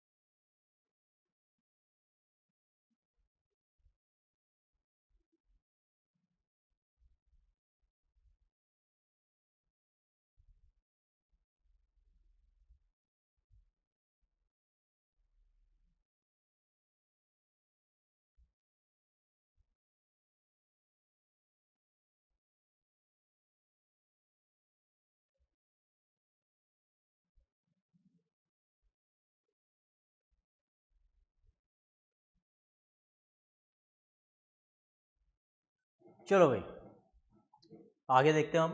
तो एक एक करके तीनों इवेंट्स, तीनों फेजेस अपने को देखने हैं। सबसे पहले बच्चों हम बात करेंगे प्री फर्टिलाइजेशन इवेंट्स की। तो प्री फर्टिलाइजेशन इवेंट्स में कौन सी चीज आएगी? All the events of sexual reproduction prior to the fusion of gametes. Prior means before. तो फर्टिलाइजेशन यानी कि फ्यूजन ऑफ गेमीट्स के पहले के जितने इवेंट्स हैं वो प्री फर्टिलाइजेशन इवेंट्स में आएंगे। कौन कौन से दो इवेंट्स होते हैं इनमें? एक gametogenesis that is formation of gametes, और दूसरा गेमीट्स का ट्रांसफर। बच्चों सबसे पहले हम बात करेंगे gametogenesis that is formation of gametes की। Gametogenesis refers to the process of formation of the two types of gametes। दो तरह के गेमीट्स बनते हैं बच्चों, ये अपने को पता है, मेल एंड फीमेल। एक चीज हमेशा याद रखना, आज मैंने शुरुआत में भी आपको बोल दी थी क्योंकि यहाँ से क्वेश्चन बनता है और आपके दिमाग में डाउट आ जाता है, पता नहीं क्यों आता है। जब आपको पढ़ा देते हैं, मैं साफ बोल रहा हूँ कि गेमीट हमेशा हेप्लॉइड ही होगा, है ना, तो फिर इसको मान लो, दिमाग में डाउट नहीं रखना है ना। यदि कभी आ जाए मे और मे नॉट भी, नहीं, ऑप्शन ही नहीं है, गेमीट हमेशा हेप्लॉइड ही होगा, यही आपको याद रखना है, और जाइगोट हमेशा डिप्लॉइड ही होगा, ये आपको याद रखना है। In some algae, the two gametes are similar in appearance, that it is not possible to categorize them into male and female gametes. They are hence called homogametes और isogametes। यहाँ पर एनसीईआरटी के एग्जांपल्स, डायग्राम्स में आपके लिए लेकर आया हूँ। यहाँ पर बच्चों एक एल्गी होती है, क्लेडोफोरा, उसमें जो गेमीट्स बनते हैं मोटाइल गेमीट्स होते हैं, फ्लैजिला उनमें होते हैं बच्चों, यहाँ पर आप देख सकते हो। क्या इनको देखकर आप बता सकते हो कि इनमें क्या डिफरेंस, कुछ अलग अलग दिख रहे हैं या कौन सा मेल है कौन सा फीमेल है? नहीं बता सकते, दोनों गेमेट्स बिल्कुल एक जैसे दिख रहे हैं आपको। तो कुछ लोअर ऑर्गेनिजम्स में मेनली ये चीज देखने को मिलती है। For example in some algae like Cladophora, जो दोनों गेमीट्स होते हैं दे आर एग्जैक्टली एक दूसरे की जैसे दिखने को, बाहर से यदि हम मॉर्फोलॉजिकली देखें तो डिफरेंशिएट नहीं कर पाओगे आप। आगे बात समझ में? हाँ, जेनेटिक लेवल पे there are differences, but morphologically इतने कम डिफरेंसेस होते हैं कि you can not differentiate between them. ठीक है, तो यहाँ पर ये जो ऐसे गेमीट्स हैं जो बिल्कुल एक जैसे देखने को मिलते हैं बच्चों, ये क्या कहलाते हैं? ऐसी कंडीशन कहलाती है isogamous condition. Iso means uniform, same, और होमो गेमेटिक कंडीशन या होमोगेमीट्स, ये गेमीट्स कहलाते हैं। कंडीशन क्या कहलाएगी? होमोगेमेटिक, और गेमीट्स क्या कहलाएंगे? होमोगेमीट्स कहलाएंगे बच्चों। आगे बात समझ में। इसका जस्ट अपोजिट जो हमारे अंदर देखने को मिलता है बच्चों, जैसे ह्यूमन बींग्स का एग्जांपल याद रखा है, एग ह्यूमंस के अंदर बड़ा होता है, नॉन मोटाइल होता है, स्पर्म्स छोटे होते हैं, मोटाइल होते हैं, they travel with the help of tail और फ्लैजिला वी कैन से। तो यहाँ पर क्योंकि मेल और फीमेल गेमीट अलग अलग दिख रहे हैं, आप डिफरेंशिएट कर सकते हो, हेटेरोगेमेटिक कंडीशन है। एक और एग्जांपल दे रखा है, एल्गी में आपको दोनों कंडीशन देखने को मिल जाएगी बच्चों। क्लेडोफोरा एग्जांपल है होमोगेमेटिक कंडीशन का, और फ्यूकस एग्जांपल है हेटेरोगेमेटिक कंडीशन का। यहाँ पर आप देख सकते हो छोटा सा, यहाँ से कुछ को तो दिख भी नहीं रहा होगा, तो छोटा सा मेल गेमिट है और बड़ा फीमेल गेमिट है बच्चों। Again male gamete motile, female gamete non motile. आगे बात समझ में। तो however in a majority of sexually reproducing organisms the gametes produced are of two morphologically distinct types, वहां पर हम इस कंडीशन को क्या बोलेंगे? हेटेरोगेमेटिक कंडीशन बोलेंगे बच्चों। इन सच ऑर्गेनिजम्स द मेल गेमीट, अब मेल गेमीट के लिए दो टर्म्स यूज होते हैं जनरली। एनिमल्स में हम स्पर्म वर्ड यूज करते हैं, प्लांट्स के अंदर हम एंथेरोजॉइड वर्ड यूज करते हैं बच्चों, ध्यान रखना। इसी तरह से यदि हम बात करें तो फीमेल गेमीट के लिए हम एग या ओवम टर्म्स को यूज करते हैं। क्लियर? ठीक है, तो ये वर्ड्स पूछे जाते हैं, आइसोगेमेटिक कंडीशन और या होमोगेमेटिक हम कह सकते हैं, या हेटेरोगेमेटिक condition.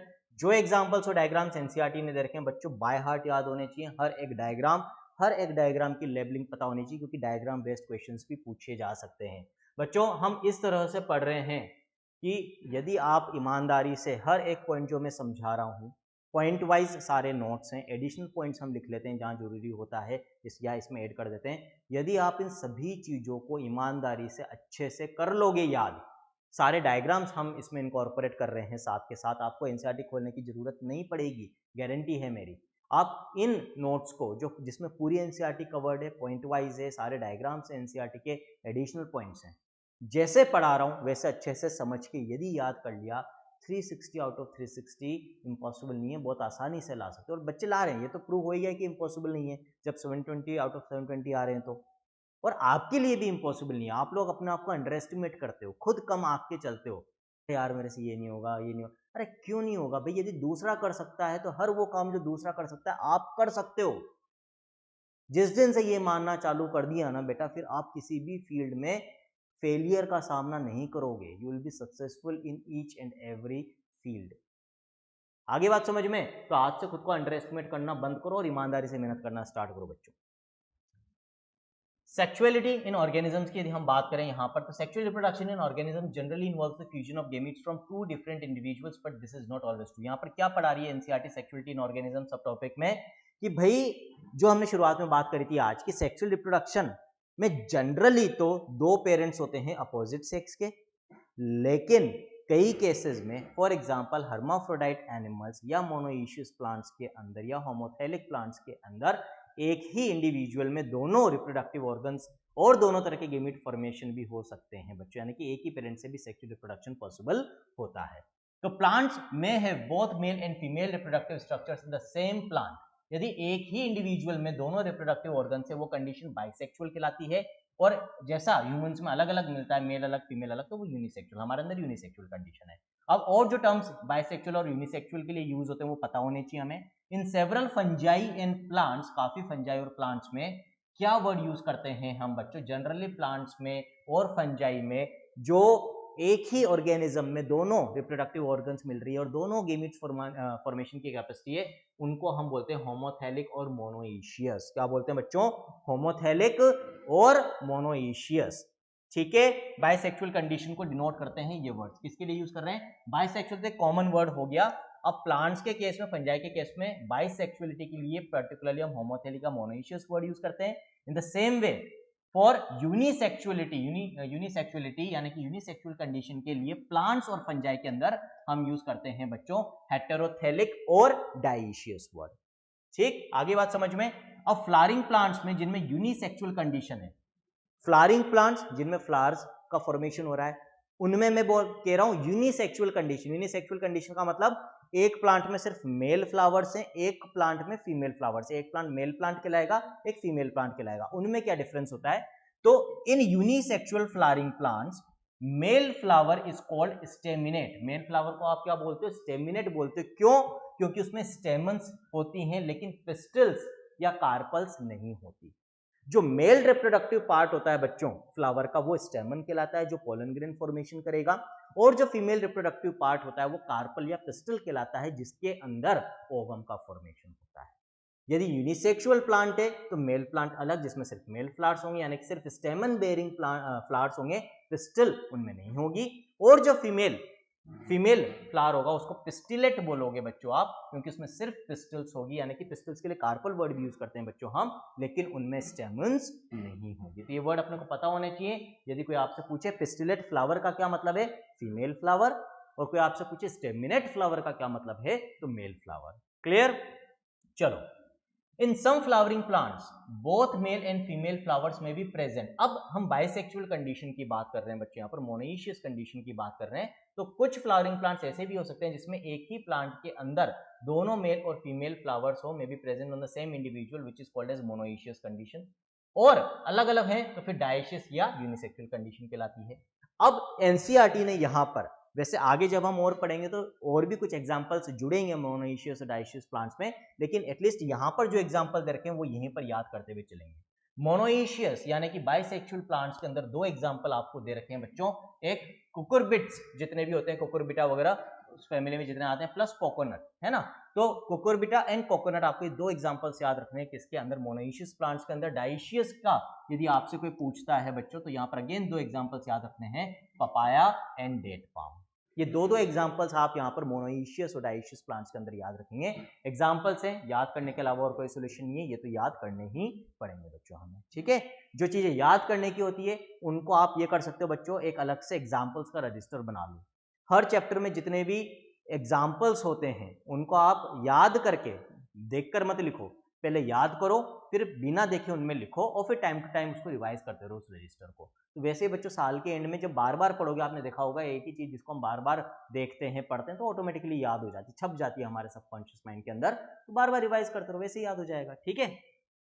Then earthworms, sponge, tapeworm and leech, ये कुछ एनिमल्स के एग्जाम्पल दे रखे हैं विच आर बाइसेक्सुअल। बाइसेक्सुअल का मतलब हर्माफ्रोडाइट, इनको क्या बोलेंगे हम, हर्माफ्रोडाइट। जैसे वहां पर बाइसेक्सुअल प्लांट्स में हमने बाइसेक्सुअल के लिए वर्ड यूज किया था होमोथेलिक और monoecious, in the same way animals में, बाइसेक्सुअल एनिमल्स के लिए हम वर्ड यूज करते हैं हर्माफ्रोडाइट्स। कुछ एग्जाम्पल्स यहाँ दे रखे हैं, एनिमल किंगडम में ये एग्जाम्पल्स वापस आएंगे, वहां मैं बताऊंगा आपको वापस से कि ये हर्माफ्रोडाइट, जब अलग अलग फाइलम पढ़ेंगे हर फाइलम के हर्माफ्रोडाइट एग्जांपल्स, जो मेन मेन एग्जांपल्स होते हैं वहां पर हम देखते हैं बच्चों, तो वहां पर भी ये चीजें याद हो जाएगी। बट एक बार यहाँ पर ये चार एग्जांपल्स आपको हर्माफ्रोडाइट एनिमल्स में याद रखने हैं। यूनिसेक्सुअल में हम तो आते ही हैं, हमारा एग्जाम्पल याद रख सकते हो, जितने भी बड़े एडवांस्ड एनिमल्स हैं सब यूनिसेक्सुअल है, गाय भैंस बकरी सब यूनिसेक्सुअल है, ये तो आप याद रख ही सकते हो। इसके अलावा एक और एग्जाम्पल आपको दे रखा है कॉकरोच, यानी कि फाइलम आर्थ्रोपोडा के बारे में आप बात करिए, क्लास इंसेक्टा के बारे में बात करिए बच्चों, तो जो क्लास इंसेक्टा होती है फाइलम आर्थ्रोपोडा में,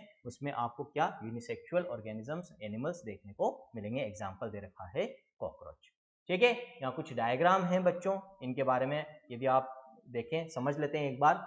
वही diversity of sexuality in organisms की बात करी है, यूनिसेक्सुअल बाइसेक्सुअल की बात करी है। फॉर एग्जांपल अर्थवर्म का आपको यहाँ पर डायग्राम दे रखा है बच्चों, जो कि बाइसेक्सुअल होता है। देखो यहाँ पर आप देख सकते हो, ये तो आपको बाहर से दिखा रखा है अर्थवर्म, ठीक, और फिर अंदर से दिखा रखा है। जब आप अंदर देखोगे तो अंदर आप देखोगे कि एक ही एनिमल के अंदर, एक ही अर्थवर्म के अंदर, केंचुए के अंदर आपको फीमेल रिप्रोडक्टिव ऑर्गन ओवरी भी दिख रही है और टेस्टिस यानी कि मेल रिप्रोडक्टिव ऑर्गन भी दिख रही है, यानी कि मेल और फीमेल गेमेट दोनों का फॉर्मेशन यहीं पर होगा बच्चों, है ना। आ रही बात समझ में, क्लियर है, ठीक है।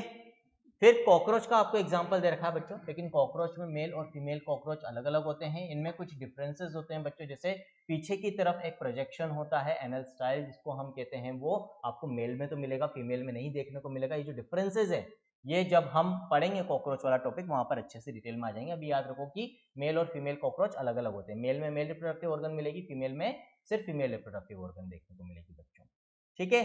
फिर आपको जो एक और एग्जांपल दे रखा है बच्चों, दैट इज ऑफ कारा, कारा प्लांट का दे रखा है, मोनोइशियस प्लांट का एग्जांपल है। यहाँ पर आप देख सकते हो मेल सेक्स ऑर्गन जिसको एंथेरिडियम कहते हैं, और एंथ्रोजोइड यहाँ पर मेल गेमीट्स को कहेंगे बच्चों हम, और ओगोनियम बोलते हैं बच्चों प्लांट्स के अंदर फीमेल सेक्स ऑर्गन को, जहां पर ओवम का फॉर्मेशन, एक का फॉर्मेशन होगा। देखो आप देख सकते हो कारा के अंदर दोनों जो है वो एक ही प्लांट के ऊपर है, दैट इज मोनोइशियस कंडीशन आपको दे रखी है। फिर मर्चेंटिया का आपको एग्जांपल दे रखा है बच्चों यहाँ पर, जिसमें मेल और फीमेल अलग अलग होते हैं, मेल थैलस अलग, फीमेल थैलस अलग। यहाँ पर मेल रिप्रोडक्टिव ऑर्गन है एंथोरिडियोफोर, और यहाँ पर आर्चिगोनियोफोर फीमेल रिप्रोडक्टिव ऑर्गन के लिए टर्म यूज हो रहा है मर्चेंटिया के अंदर। लास्ट एग्जांपल बच्चों आपको स्वीट पोटैटो के फ्लावर का दे रखा है, which is an example of bisexual flower. एक ही फ्लावर में, है ना, एक ही फ्लावर में भी आपको दोनों स्टेमन और पिस्टल यानी कि कार्पल मिल सकते हैं, है ना, that will also be termed as bisexual. यदि एक ही प्लांट में मेल फीमेल फ्लावर है या एक ही फ्लावर में दोनों पार्ट्स हैं बच्चों, that condition is known as bisexual condition और मोनोइशियस कंडीशन हम कह सकते हैं, ठीक है। और मर्चेंटिया में डाइशियस कंडीशन है यानी कि यूनिसेक्सुअल कंडीशन है, अलग अलग है बच्चों। कारा में अगेन मोनोइशियस यानी कि बाइसेक्सुअल कंडीशन है। आगे देखते हैं, gametes in all heterogametic species are of two types namely male and female, दो तरह के होंगे यदि हेटेरोगेमेटिक कंडीशन है। Gametes are haploid though the parent plant body from which they arise may be either haploid or diploid. Again important point बच्चों, मैंने क्या बोला है, गेमीट्स हमेशा universally without any exception haploid ही होंगे हमेशा, जबकि जिस ऑर्गेनिज्म में गेमीट फॉर्मेशन हो रहा है वो हैप्लॉइड भी हो सकता है, डिप्लॉइड भी हो सकता है। अब यहां पर दिमाग की घंटी बजनी चाहिए, आपके दिमाग के घोड़े दौड़ने चाहिए। ऐसा एग्जाम्पल मैं ऑलरेडी पढ़ा चुका हूं आपको, जहां पर जो ऑर्गेनिज्म की मेन बॉडी है, जो मेन बॉडी सेल्स है, दे आर हैप्लॉइड, है ना, और वहां पर गेमीट फॉर्मेशन यानी कि सेक्सुअल रिप्रोडक्शन भी मिल रहा है। बताओ क्या किस में पढ़ा है मैंने आपको ये एग्जाम्पल, बताओ।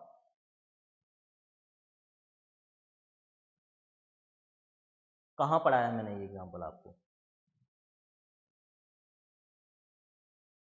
टेल मी अनीसा, थोड़ा सा सोच के बताओ।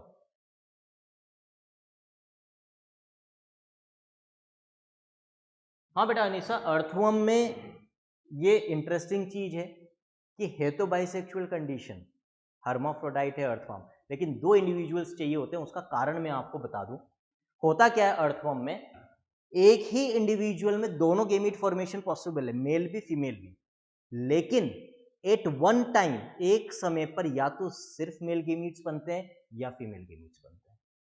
है नहीं आई बात समझ में, ठीक है। दूसरा एक और कारण है वहां पर, भाई दोनों ऑर्गन्स अलग अलग है। अब दोनों ऑर्गन्स अलग अलग बॉडी में अलग अलग जगह लोकेटेड है, और वहां पर एक्चुअली एक्सटर्नल फर्टिलाइजेशन देखने को मिलता है बच्चों, बाहर बॉडी के बाहर फर्टिलाइजेशन होता है अर्थवर्म में। तो दोनों गेमीट्स एक ही इंडिविजुअल के एक साथ एक जगह पहुंच जाना पॉसिबल नहीं हो पाता। वहां एक्चुअली होता क्या है, मैं पढ़ाऊंगा आपको अर्थवर्म जब हम पढ़ेंगे स्ट्रक्चरल ऑर्गेनाइजेशन इन एनिमल्स में। दो अर्थवर्म अपोजिट डायरेक्शन में एक दूसरे के ऊपर स्लाइड होते हैं बच्चों जब वो ब्रीड करते हैं, है ना, और एक अर्थवर्म वहां पर मेल की तरह बिहेव करता है, दूसरा अर्थवर्म फीमेल की तरह बिहेव करता है।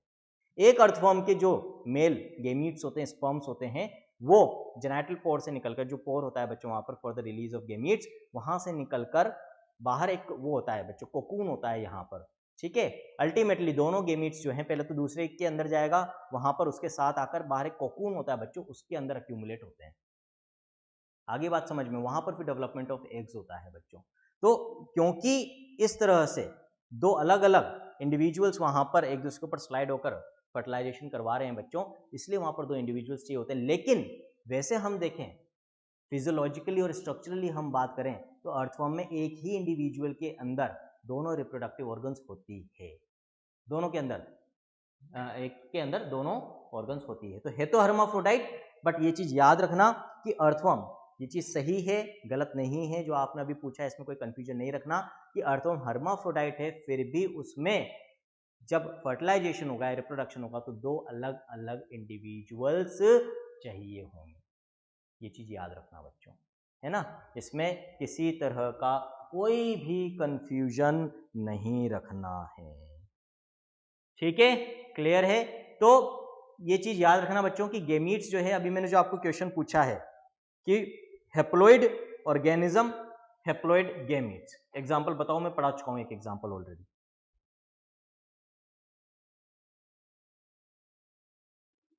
जल्दी बताओ, कोशिश करो।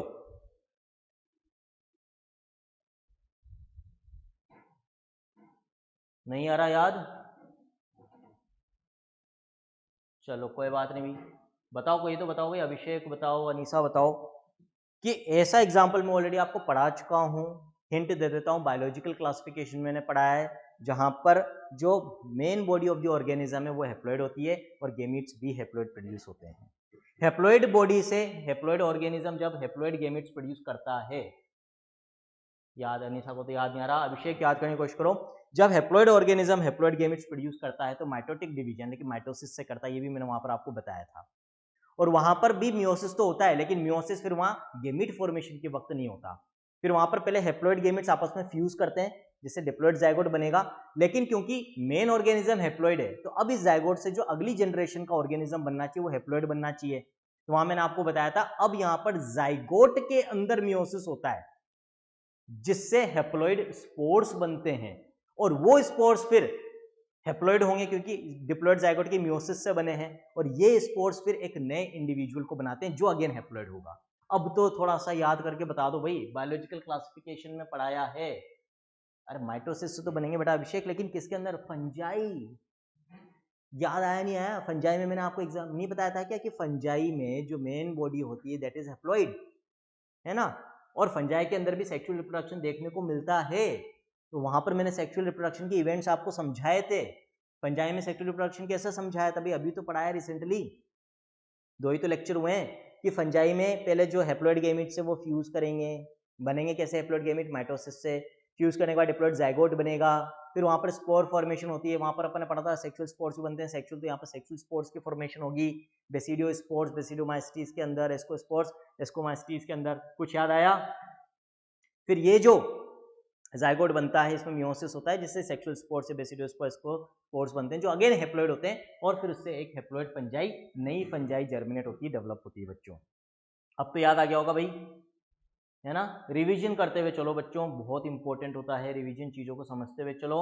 जब जिस दिन जो चीज पढ़ाता हूँ हाथों हाथ उस दिन अच्छे से रिवाइज कर लोगे बेटा तो फिर लंबे समय तक चीजें याद रहेगी, भूलोगे नहीं कंसेप्ट को। इंपॉर्टेंट है, हर एक चीज हम कंसेप्चुअली पढ़ रहे हैं उसका मैक्सिमम बेनिफिट उठाना है हमें।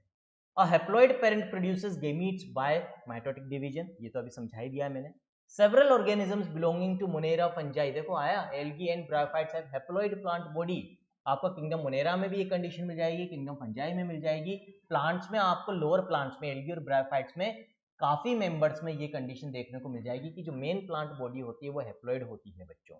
इनमें जो गेमीट फॉर्मेशन होगी माइटोटिक डिवीजन से होगी, बट बाद में फिर मियोसिस होगा। जबकि जो हायर प्लांट्स हैं टेरिडोफाइट्स, जिम्नोस्पर्म्स एंड एंजियोस्पर्म्स और एनिमल्स में, जनरली ज्यादातर एनिमल्स के अंदर यदि हम बात करें बच्चों तो पेरेंटल बॉडी, जो पेरेंट बॉडी होती है वो डिप्लॉयड होती है और मियोसिस से गेमीट फॉर्मेशन होता है ना।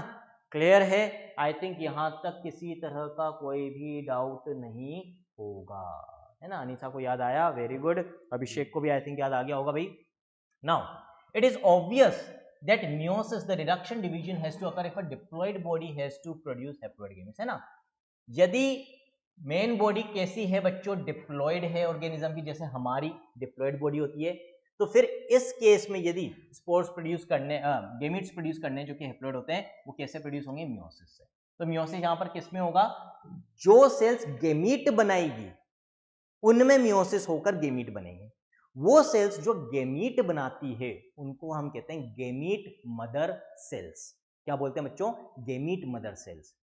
और क्योंकि उनके अंदर मियोसिस हो रहा है और उससे गेमीट्स बन रहे हैं तो एक और टर्म उनको देते हैं मियोसाइट्स। क्या बोलते हैं बच्चों? हम उनको मियोसाइट्स बोलते हैं, मियोसाइट्स, याद रखना, ठीक है। तो ये भी अपन देख लेंगे टेबल। इन डिप्लॉइड ऑर्गेनिजम्स स्पेशलाइज्ड सेल्स, है ना, आगे ये चीज मियोसाइट्स, डिप्लॉइड ऑर्गेनिजम्स की बात करें, ध्यान रखना हैप्लॉइड की नहीं। हैप्लॉइड में तो गेमीट्स कैसे बनेंगे? माइटोसिस से। डिप्लॉइड ऑर्गेनिजम्स में जो गेमीट्स हैं वो मियोसिस से बनते हैं बच्चों।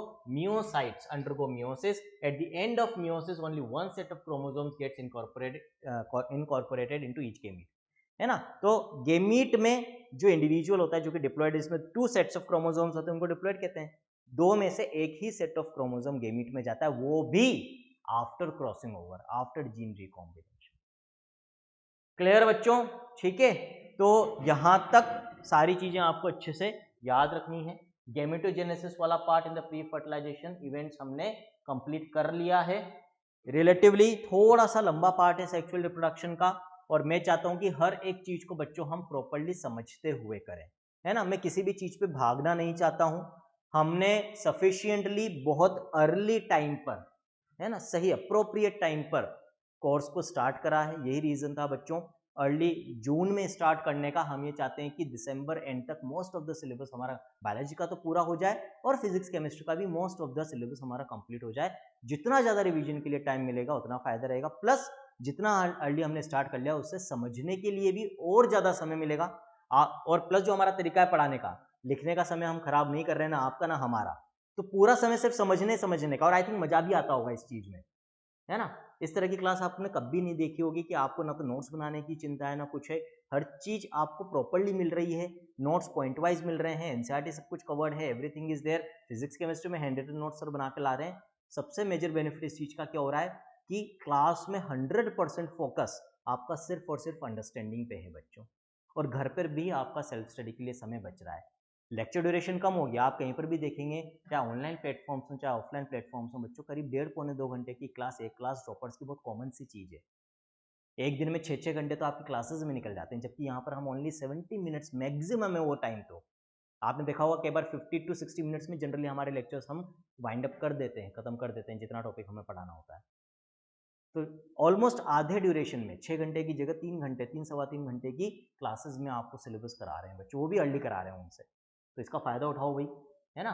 तो आज का जो सिलेबस है, सॉरी आज का जो लेक्चर है, नॉट सिलेबस, वो यहीं वाइंड अप करना पड़ेगा क्योंकि मेरी क्लास का समय पूरा हो गया है बच्चों। नेक्स्ट जो लेक्चर है संपूर्ण बैच वालों का, आज समर्पण बैच और जोश की क्लास नहीं है क्योंकि 11th का कोई टॉपिक नहीं है बच्चों। आज जो नेक्स्ट लेक्चर है आज अभी 8:50 है, टाइम टेबल में बच्चों आपको आई थिंक दे रखा था, सॉल्यूशंस दे रखा था, बट अभी जो है वो इलेक्ट्रिक चार्जेस एंड फील्ड्स होगा, है ना। आज जो शेड्यूल कर रखे हैं लेक्चर, उनमें टाइम को मैंने उल्टा करा है। फिजिक्स वाले सर शायद बाद में कहीं उनको कहीं जाना है आज, तो कुल मिला के दोनों लेक्चर्स हैं, सॉल्यूशंस भी है, ईसीएफ भी है।